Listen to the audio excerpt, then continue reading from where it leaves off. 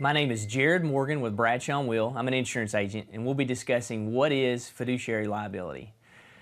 You act as a fiduciary when you handle someone else's money.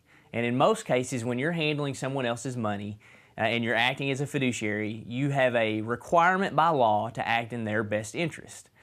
So for example, if your business and you are a business owner and you provide retirement funds for your employees, you are responsible for the money going into those retirement funds. Your responsibility includes picking a good plan or a good plan provider or an outside advisor to advise on that plan. And if you don't do a good job or if you steal money for your employees, you have a risk to be sued, and you have an exposure there that can be insured by fiduciary liability. So in most cases where you would need fiduciary liability is when you're handling money for someone else.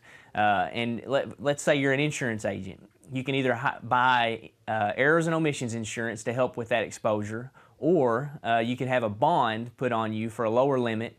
And most of the time the states, in order to give you a license to be an insurance agent, will require you to have a bond or errors and omissions insurance.